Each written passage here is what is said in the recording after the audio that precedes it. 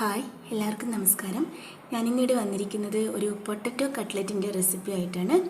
എങ്ങനെ ഉണ്ടാക്കുന്നതെന്ന് നോക്കാം. അതിനായി ഞാനിവിടെ എടുത്തിരിക്കുന്നത് ഒരു 4 മീഡിയം സൈസുള്ള പൊട്ടറ്റോ ആണ്. ഇത് നന്നായി തൊലി കളഞ്ഞ് വെച്ചിരിക്കുന്നതാണ്. ഇനി ഇത് നന്നായിട്ടൊന്ന് വേവിച്ചെടുത്തിട്ട് വരാം. പൊട്ടറ്റോ നന്നായി വേവിച്ചെടുത്ത് വന്നിട്ടുണ്ട്. ഇനി ഇതൊരു പൊട്ടറ്റോ മാഷർ ഉപയോഗിച്ചിട്ട് നന്നായിട്ടൊന്ന് മാഷ് ചെയ്തെടുക്കണം. എൻ്റെ അടുത്ത് പൊട്ടറ്റോ മാഷർ ഇല്ല, അതുകൊണ്ട് ഞാനൊരു തവി കൊണ്ട് നന്നായിട്ടൊന്ന് മാഷ് ചെയ്തിട്ട് വരാം. ഇതുപോലെ നന്നായിട്ടൊന്ന് മാഷ് ചെയ്തെടുക്കണം. ചെറിയ ചെറിയ ഒരു കഷ്ണങ്ങൾ ഇങ്ങനെ പൊട്ടറ്റോ ഒക്കെ അടിക്കാൻ കിട്ടണം, അങ്ങനെ ആയിരിക്കണം. നന്നായിട്ട് ഇങ്ങനെ ഒരു പശ പോലെ അങ്ങനെ ആക്കി എടുക്കണ്ട, ഒരു ചെറിയ ചെറിയായിട്ട് കടിക്കാൻ കിട്ടണം. ഉരുളക്കിഴങ്ങേ നന്നായിട്ടൊന്ന് ആക്കിയിട്ട് എടുത്തിട്ടുണ്ട്.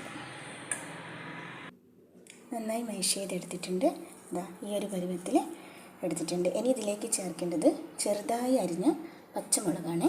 പച്ചമുളക് ഓരോരുത്തരുടെ എരിവിനനുസരിച്ചിട്ട് ചേർക്കാം. കുട്ടികളെല്ലാം ഉണ്ടെങ്കിൽ വളരെ കുറഞ്ഞ അളവിൽ ചേർത്താൽ മതി. ഇതിൽ പൊട്ടറ്റോ കട്ട്ലറ്റിൻ്റെ ഇടയിൽ പച്ചമുളക് കടിക്കുന്നത് നല്ലൊരു ടേസ്റ്റാണ്. പിന്നെ ചേർക്കേണ്ടത് മല്ലിയിലയാണ്. മല്ലിയില ചേർക്കുന്നത് നല്ലൊരു ഫ്ലേവർ കിട്ടും.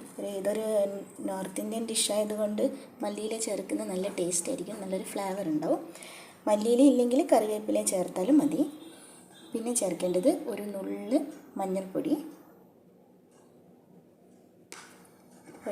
പിന്നെ ചേർക്കേണ്ടത് ഒരു 1/4 ടീസ്പൂൺ മുളക് പൊടി. മുളക് പൊടിയൊക്കെ ഓരോരുത്തരുടെ എരിവിനനുസരിച്ചിട്ട് വേണേൽ ചേർക്കാൻ.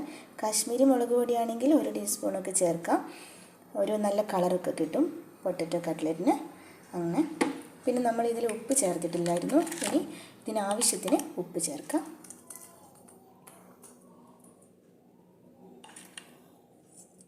ഇതെല്ലാം കൂടെ നന്നായിട്ടൊന്ന് മിക്സ് ചെയ്യാം.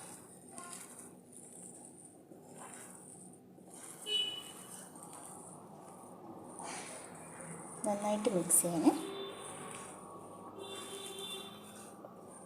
പിന്നെ അടുത്തതായിട്ട് ഇതിൽ ചേർക്കേണ്ടത് ബ്രെഡ് ക്രംസ് ആണ്. ബ്രൗൺ ബ്രെഡോ വൈറ്റ് ബ്രെഡോ ഏതായാലും സാരമില്ല. 2-3 സ്പൂണ് ബ്രെഡ് ക്രംസ് ചേർക്കുക.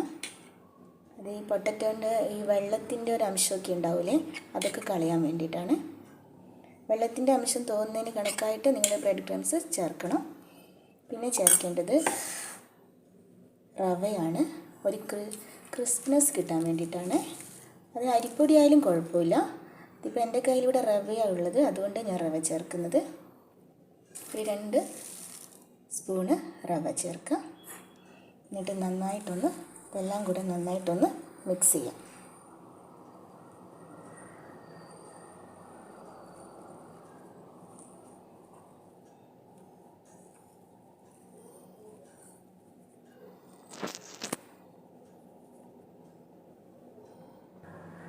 ഇങ്ങനെ നന്നായിട്ട് കുഴച്ചെടുക്കുക. കയ്യിൽ ഒട്ടിപ്പിടിക്കാത്ത ഒരു പാകം ഉണ്ടാവില്ലേ, ആ പാകത്തിനാണ് കുഴച്ചെടുക്കേണ്ടത്. ഒട്ടിപ്പിടിക്കുന്നുണ്ടെങ്കിൽ കുറച്ചുകൂടെ റവയോ അല്ലെങ്കിൽ അരിപ്പൊടിയോ ബ്രെഡിൻ്റെ ക്രംസോ എന്തെങ്കിലും ചേർത്ത് കൊടുക്കണം.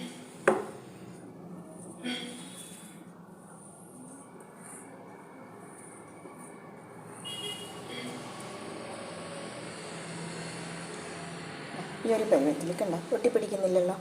ഈ ഒരു പരുവത്തിൽ ഇങ്ങനെ കുഴച്ചെടുക്കണം.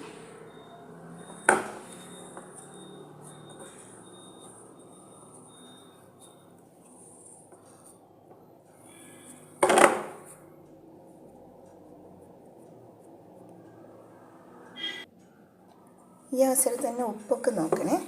ഉപ്പ് എരിവൊക്കെ ഓരോരുടെ ആവശ്യത്തിനനുസരിച്ചിട്ട് നോക്കുക.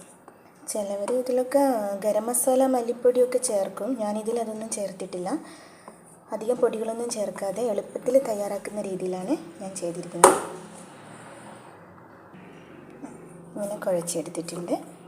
ഇനി കൈ നനച്ചിട്ട് ഇത് ചെറിയ കട്ട്ലറ്റിൻ്റെ ഒരു ഷേപ്പില്ല, ആ ഷേപ്പിൽ കട്ട്ലറ്റിൻ്റെ ഷേപ്പിൽ പരത്തിയെടുക്കാം.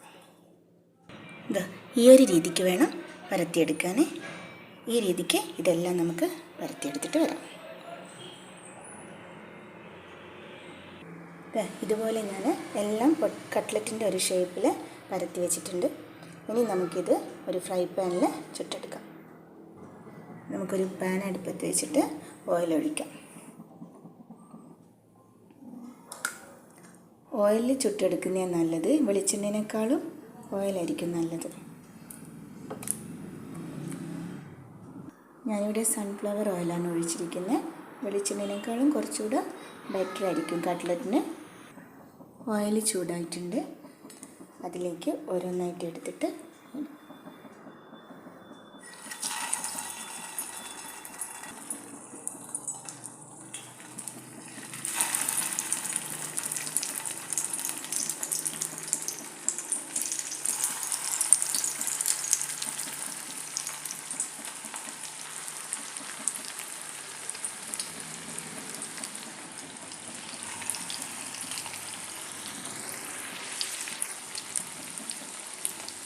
തീ നല്ല മിഡിലിൽ വെക്കണേ.